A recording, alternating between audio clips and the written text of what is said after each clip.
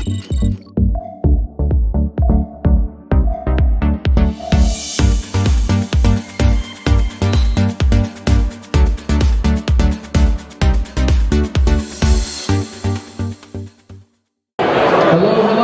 everyone. How's everyone doing? Thank you. I'm going to unmute you.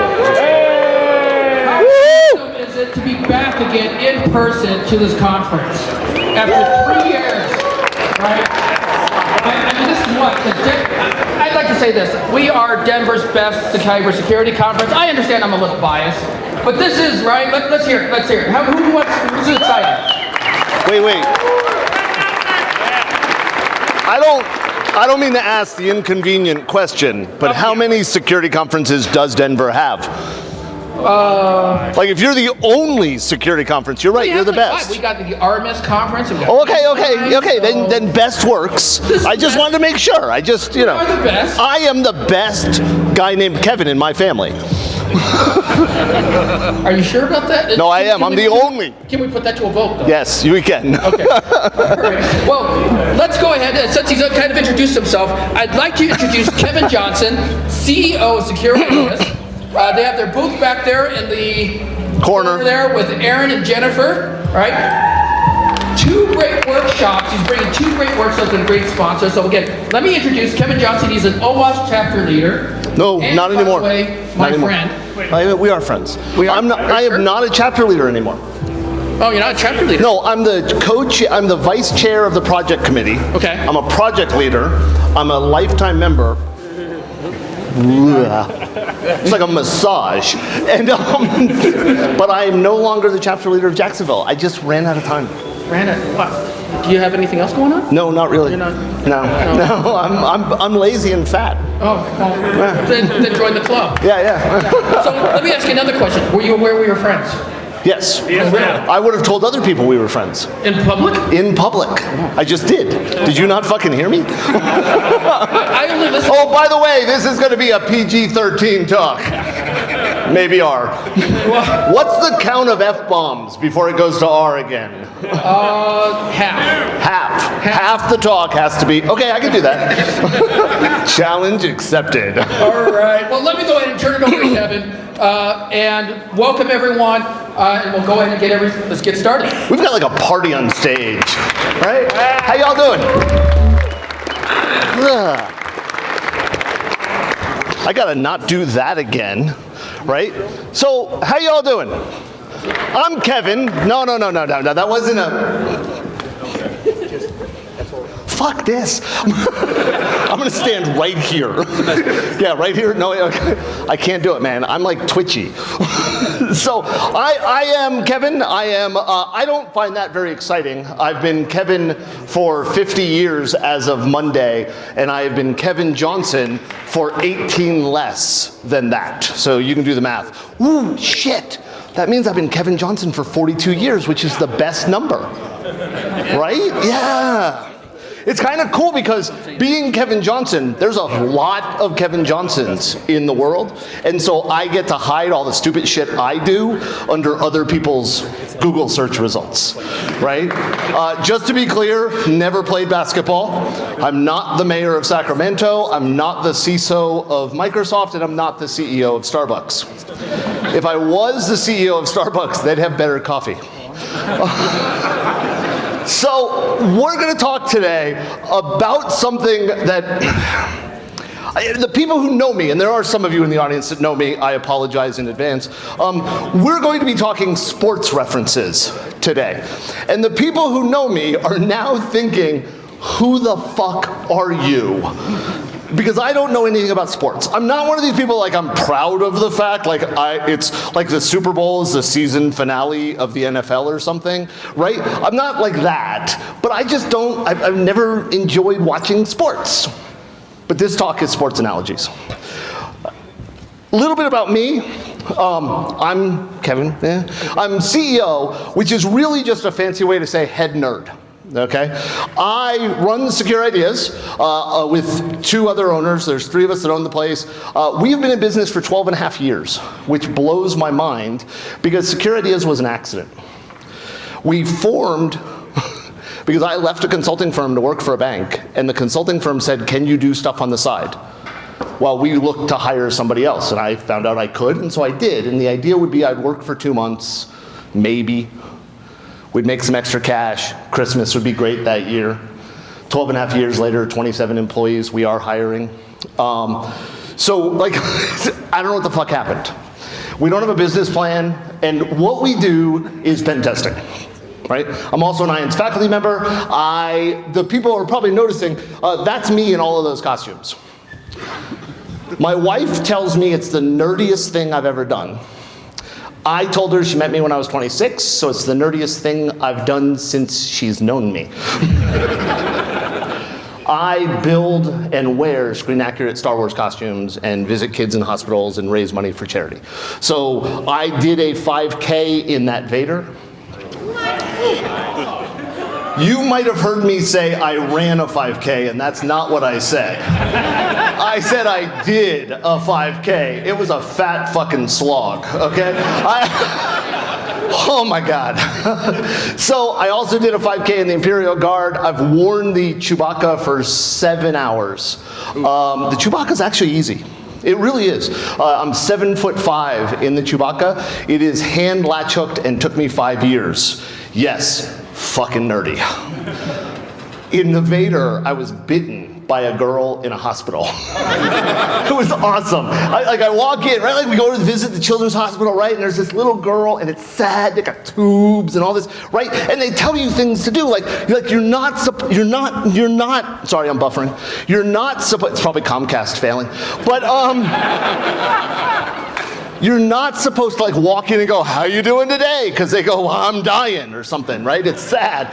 You're not supposed to touch them unless they touch you first because they get poked and prods, so they don't, like a lot of people want to go and hug them and stuff like that. So I go in and I'm Vader and I got the voice changer and I'm like, you know, like this. I can't do it. And I walk in and the little girl's like, Vader! And she's all excited and she's little and she takes my hand and she brings it up to her mouth and I think, oh my God, she's gonna kiss my hand. This is adorable. And she bites right here so hard, Vader almost dropped an F-bomb in the children's hospital. I do not know how I didn't shake her off, right? Like it was, I thought she went all the way through the leather glove.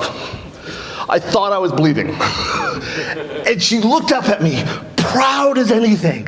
And she goes, I bit Darth Vader. And I didn't know what to say. So I said, yes, you did. Like, And the mom then says to her, now, honey, I'm not calling him honey. He was just right there. He's got pretty eyes. I don't know. And thanks, Kevin. So no problem. So I say, she says to her, honey, you know the doctor told you you're not going to get better if you keep biting people. Now I have 2 problems with this. One, you just told a terminally ill, potentially terminally ill kid that it's their fault they're sick because they're biting people. That's messed up. 2, you didn't fucking warn me. Why is there not a sign that says biter or something like that, right? Like, what the heck is wrong with you? It hurt. I got out of the room. I got because we have handlers when we do this, right? Because we can't really see very well. And I've hit people with my lightsaber. And not on purpose. Okay, I've done it on purpose also. And I got him like, I got the helmet off, got the glove off. And to the day that I sold the costume to another member, there was a very clear bite mark on both sides of the glove. It was awesome. So that's me. A little bit about me, right? So let's get into the talk, because that's really what you guys are here for. You're not here to hear me babble. Okay, wait. You are here to hear me babble, because that's what I'm going to do. I am full of tangents. I'm full of lots of things. My eyes are brown. Malcolm Gladwell writes shitty books. He does. If you get one of his books, right, the first 2-3 chapters, they're really good. And they give you like this concept. It's like, oh, that's awesome. And then there's like 40 chapters that say the same thing the first 3 chapters did, right? He writes really bad books, in my opinion. Bless you, sir. But he's a great guy. I love what he writes. He does these things, and he's got a podcast called Revisionist History. And the first time I read it, I thought, I read the head of it, I'm like, oh, no way, alternate facts. That's not what it's about.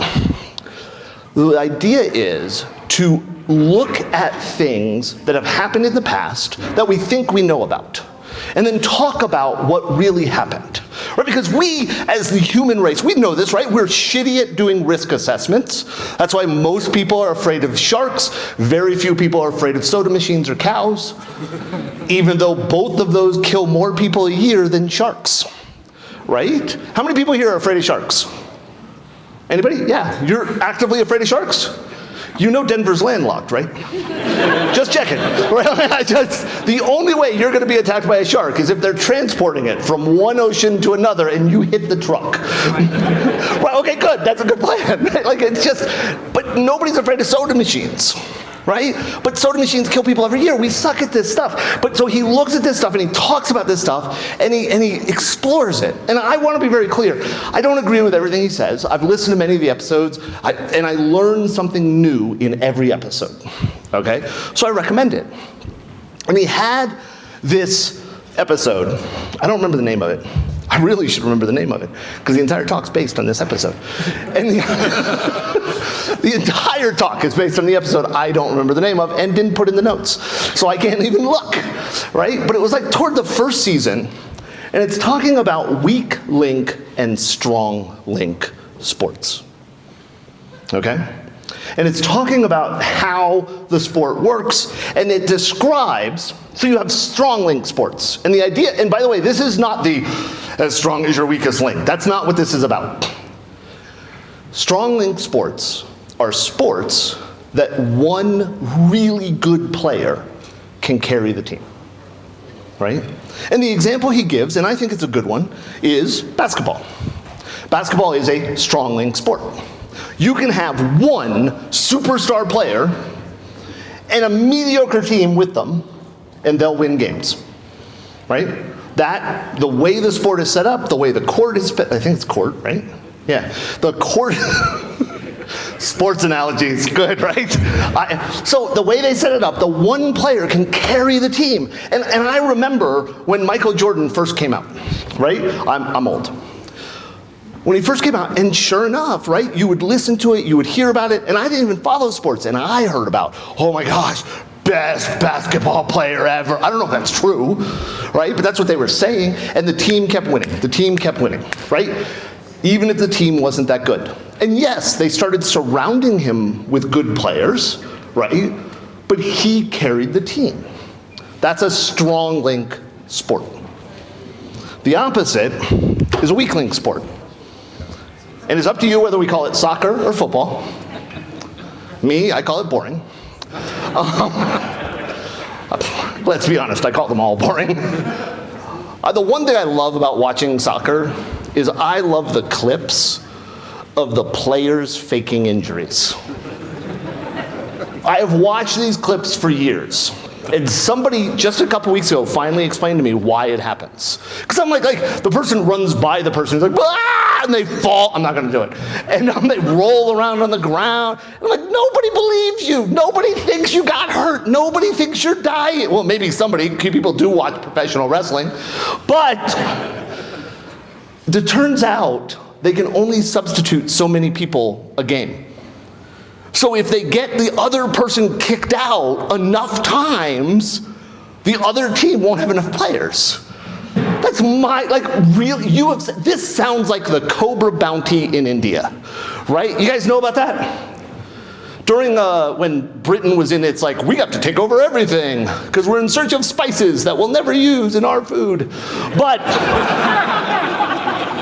they go over to India and there's a cobra problem. So they put out a bounty on cobras, right? So people in India started breeding cobras. It's not like, fuck going and finding them, right? I'm gonna grow them and then I'm making money. Britain found out, they stopped the bounty, so the people that had been breeding these cobras released them. So the end result was more cobras. The exact opposite solution nobody should want a goal of more cobras. Right? Okay, except maybe Cobra Commander. Told you, nerdy. But soccer or football, right, is a weakling sport. You can have a really, really good player. I had to look this guy up. His name's Messi, which I think is funny because that's what my room looks like. He is supposedly like an amazing player. He's awesome, right? He's this generation's Pele, is what somebody said. I'm old, that's the guy I remember, right? But he can't win games by himself. He has to have a team of good players. Not just mediocre, not just decent, but good players, right? And the reason is soccer. The field they play on is like 47 acres. I might be wrong with that number, but it's big. I have trouble running from here to there. So you've got, like, what they say is, in the podcast, and I talk to people who actually follow the sport, and they said, yes, it's true, that every time you have one of these things where it's like, he shoots, he scores, it's amazing, and the guy does that goal, or whatever, and they got those weird tuba things, right? Every time that happened, there were at least 10 to 12 connecting shots, where a player kicks it to another player, kicks it to another player, back to the first player. That those 10 to 12 shots set up the one that we all go, oh my God, did you see that? But nobody talks about those 10 to 12 shots, right? That's a weakling sport. And now at this point, you guys are going, okay, but Kevin, you said The Replacements in the title of this talk. And that's the best football movie in the world, right? Okay, so as I'm thinking about it, listening to this podcast, driving to work one day, riding to work one day, I am not a Tesla fanboy. I'm not. I own a Tesla. I own a Tesla because I have zero road rage driving to work now. Because it takes me, right?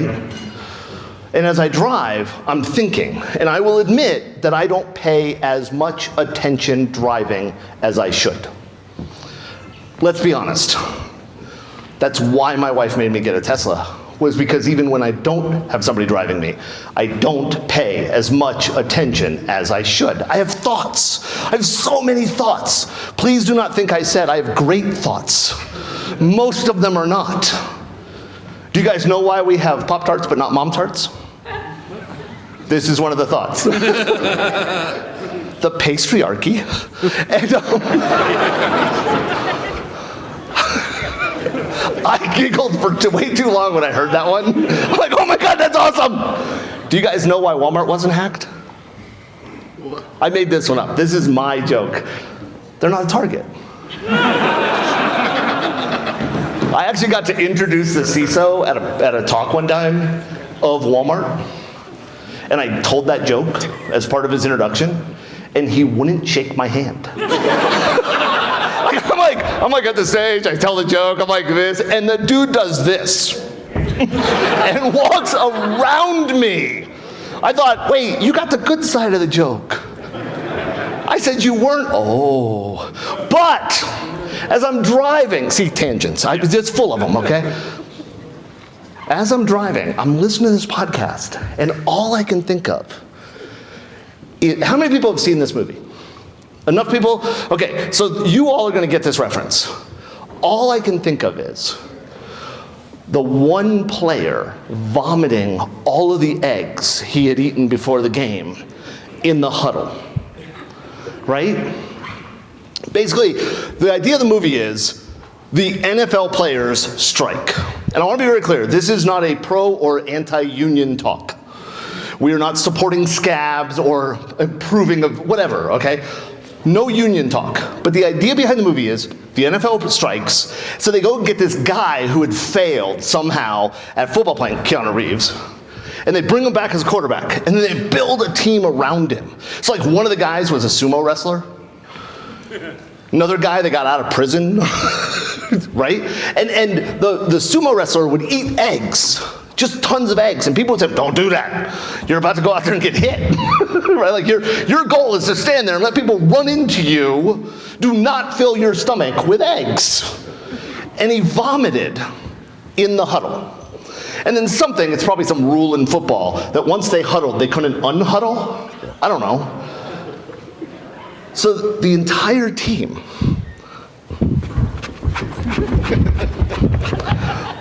to get out of the vomit. And yes, that's what I thought of when Malcolm Gladwell talked about weakling sports. That the idea is that you have to have an entire team of people backing you up. And if we move away from sports, and we look at the replacements also, the reality is that entire team of people you have aren't necessarily your team. We at OWASP, right? And I'll say we, because I believe I'm a part of OWASP. We at OWASP are a team. We build stuff. We manage stuff. We run stuff like this. We work together, we share, right? That's part of your team.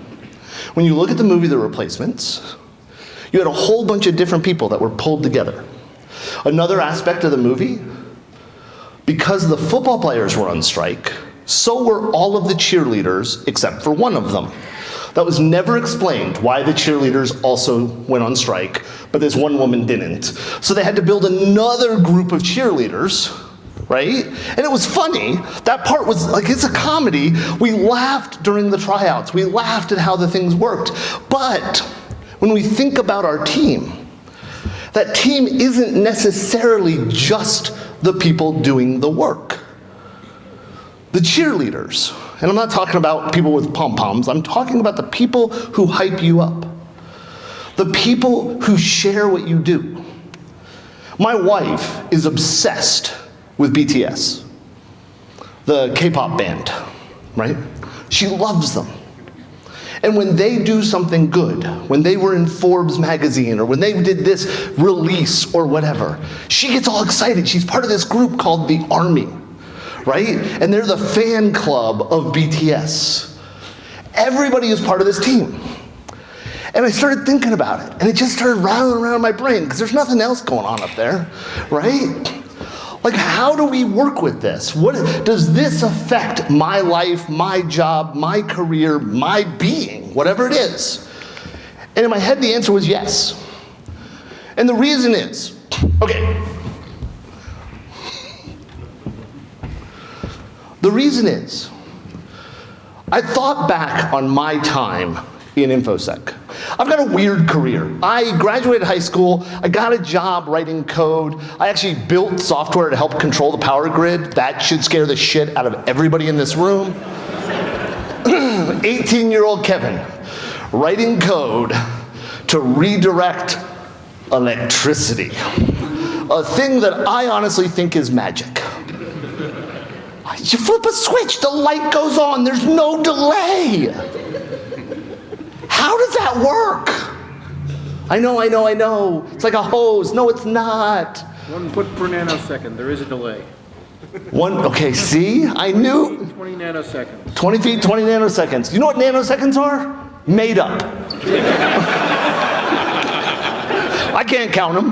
That's not true. I know there's a delay, but you know what I mean? It's just wacky, right? I was going somewhere with that. So I started in IT, I started doing development, I became an admin, I futzed around with some of that stuff. I'd run bulletin board systems for the youngsters in the audience. That's when we had modems, and we attached phone lines to them, and we would call that with another modem. And the modems would scream at each other until they decided they had screamed enough, and they connected. And you could do amazing things. Like download pixel art.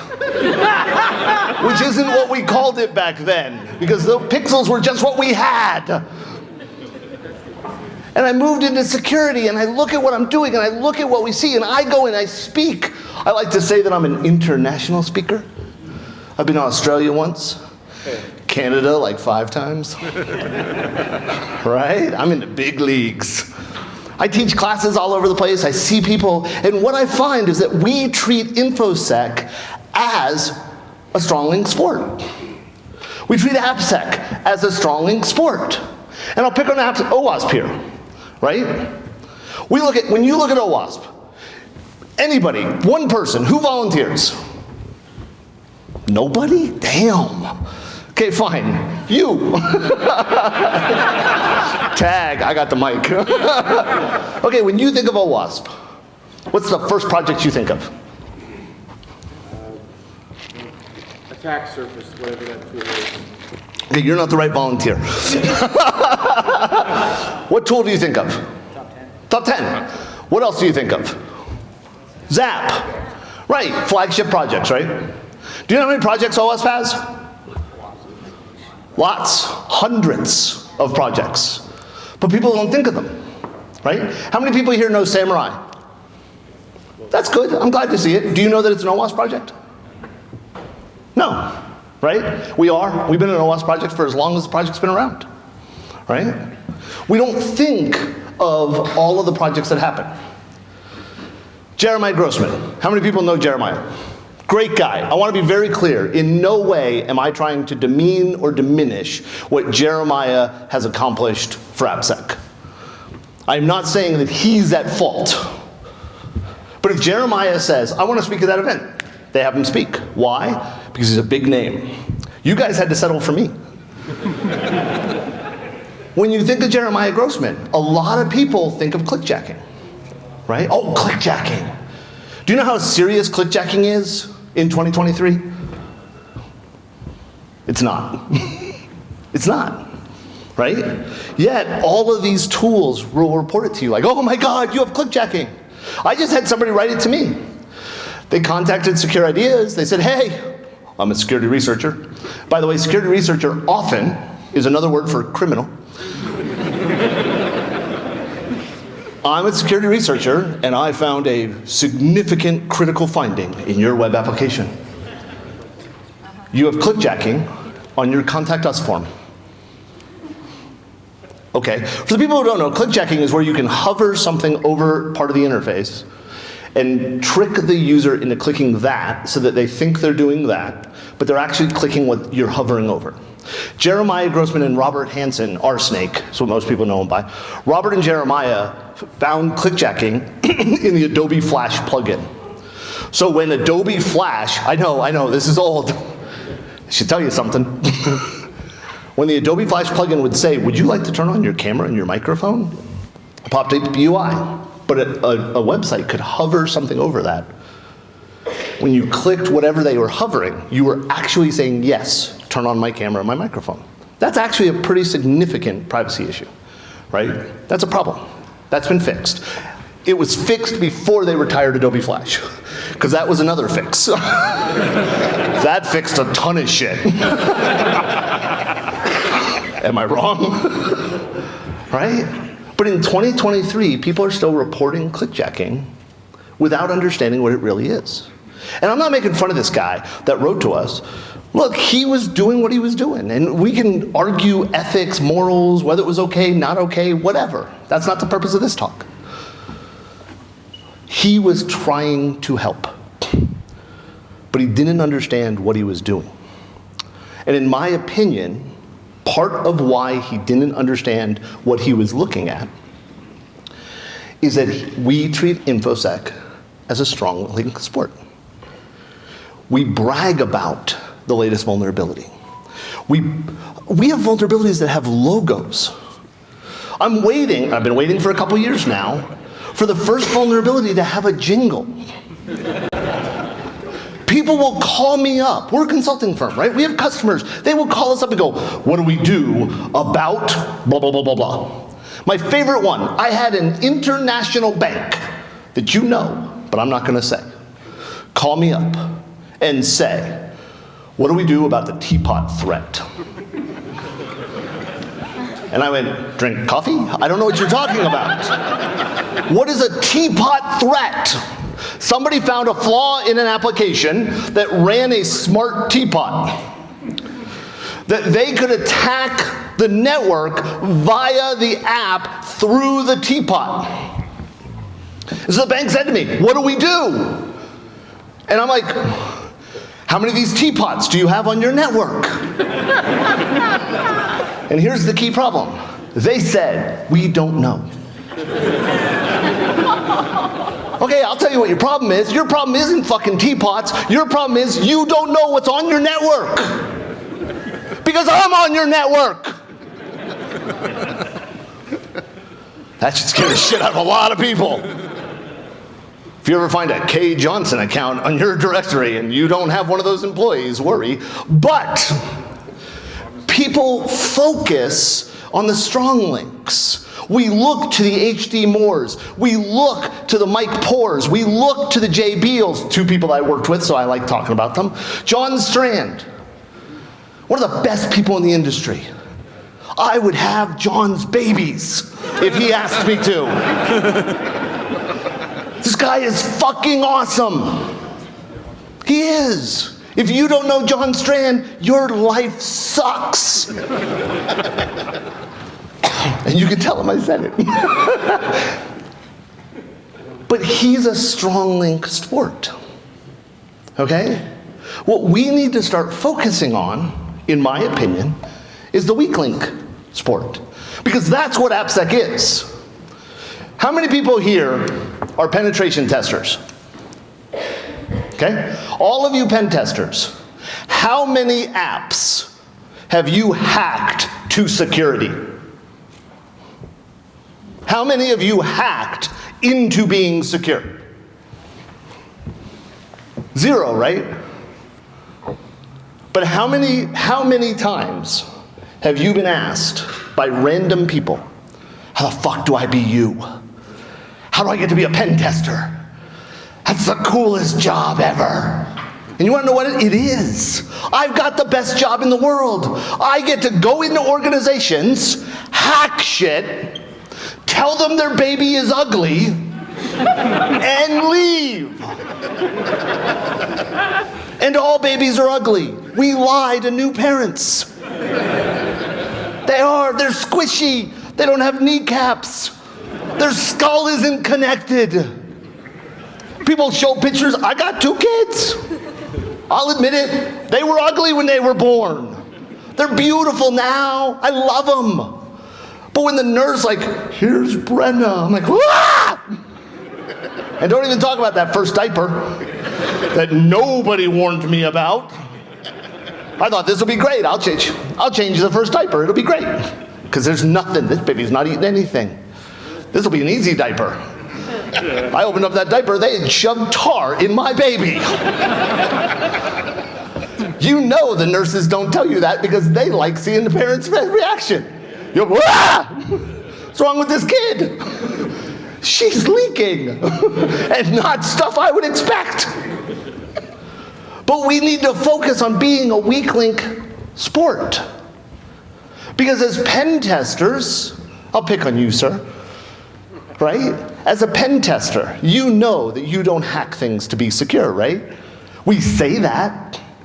You know that the only way security happens is if the people that surround that app fix it, right? He's nodding, by the way. He has to be, I have the microphone. So I always laugh at hecklers at comedy shows. The person on stage has a mic, they can talk louder than you. But the reality is we have to work with everybody. And I talk to way too many security teams. And AppSec seems to do this worse than network security used to. And that's sad, because network security sucked at it. We put ourselves in like an ivory tower.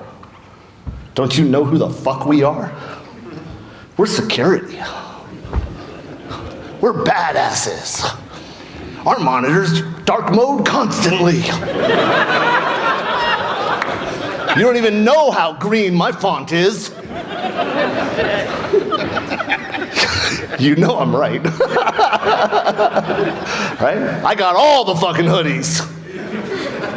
To be honest, I hate hoodies. That thing hanging down my back, it sucks. How do people wear those? But we treat ourselves as something better. We treat ourselves as if we're gonna save the world. And yet, follow any group of infosec people on Twitter. I know, dumpster fire. Follow any infosec people on Twitter, and how many of them will you talk to that have zero experience actually protecting the things they protect? How many of them can actually build the things they protect? Oh, hey, what should I asked the guy that told me about the clickjacking. You know, the clickjacking on my contact page? What do you think the risk is to this flaw? What's the risk? Well, clickjacking is bad. That's not what I asked. Reputational harm. Really? Reputational harm. That's one you're going to go with? Because I still shop at Target. Right? Reputational harm. I was teaching a class once, and I made my comment that reputational harm is not real. I mean, it is in certain cases. We can argue that. And this guy said, yep, my company has done a lot of research. Reputational harm is our biggest risk. I'm like, sir, I'm sorry, your company's wrong. He's, no, my company, we've done the research. Our reputation is critical, and if we got hacked, our reputation would suck. And I said, okay, I'll bite. This is a true story. I said, where do you work? And he said, Comcast. That's what I did. I laughed. And I said, no, really? And he goes, yeah, no, I work at Comcast. I'm like, dude, reputational harm is not your biggest risk. I'm a user, I want you hacked. The hackers would run your network better. I just had customer support from Comcast tell me that my modem speed was slow because the modem was too low. Because somehow that coax cable has to go uphill to build up speed. I don't know. So we need to start working with people, and the way we should do it, be irate. People who saw the movie get it. We have to be able to focus on our strengths and accept our weaknesses. So the kicker in Replacements, I know, movie reference, right? I love this movie. The kicker smoked the entire time he was there. He was like, he had this foot. It was like, whatever, right? And he sucked at everything else. But he could kick a ball.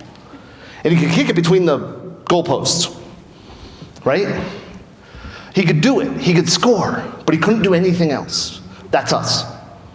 We are that kicker. We have our strengths. We have our weaknesses. There are things we do well. There are things we do badly. We need to think about what those are. And I mean, honestly, we suck at self-examination. And this is not a therapy thing. I probably need lots of therapy. I have issues, lots of issues. But we need to actually be honest about what we can do. And that's hard for a lot of people. Because look, I'll be blunt, I'm a consultant. People hire me, people hire my company, we bill at $300 an hour. That's not at the top, that's not at the bottom, it's smack in the middle. I think it's fair. But for you to pay me $300 an hour, you have to believe I know what I'm doing, right? And that breeds very often confidence, which becomes cockiness. And we talk about ourselves, right? Oh man, I'm fucking awesome. Do you know how many times I screw up? I broke all of Secure Ideas' web applications with one change, one night, Sunday night. The CEO should not have admin rights in production. We gotta focus on this stuff, right? And think about it and ask ourselves. And then we need to believe in the team around us. And I know this is not the Replacements, but it's the second best sports show, right? We have to believe in the team. We can't be the people who stand up and say, those fucking developers. How many times you heard it, right? Stupid developers.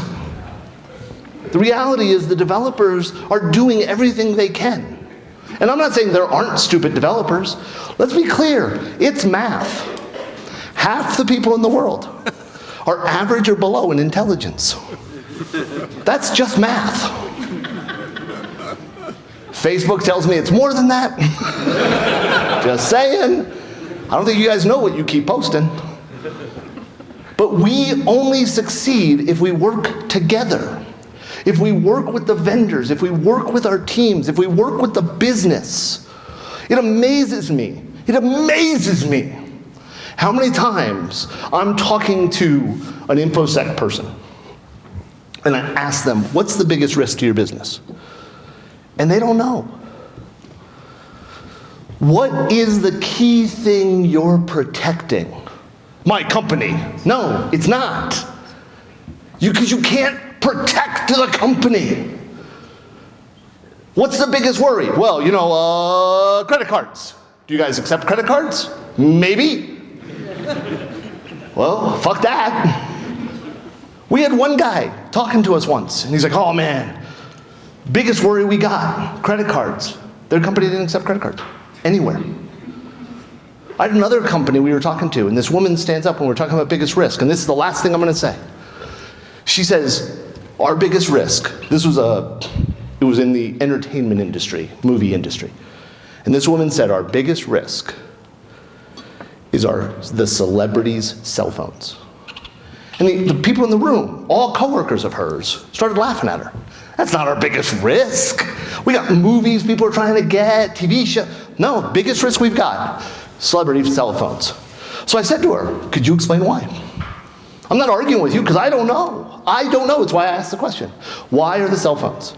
She says, oh, it's because we have a contract that in our contract, we promise not to reveal the cell phones to anybody not authorized to have it. And we have a penalty that is in the 7 digits if we lose the cell phone number for certain celebrities. And the room went silent. These are people who worked there, and did not understand that risk. Yet, we're responsible for it. And that's why we have to believe in our team. That's why we have to look at this stuff. And I think I'm right at the, right? Damn it, I think. So thank you very much, everybody. All right. Let's give a big hand, another big hand. Always entertaining, Mr. Kevin Johnson. Thank you, everybody. All right, so let's go ahead and get the conference started here. We have a couple of good workshops coming up. We've got the API and the ZAP workshop presented by Secure Ideas. I like those guys. Hey. Yeah. Do they know that? No, I don't know. Those workshops are going to be in the cinnamon room in the back corner, right behind this last elevator thing. We have Secure Code Warriors upstairs. And then we also have a CTF with Red up there. We have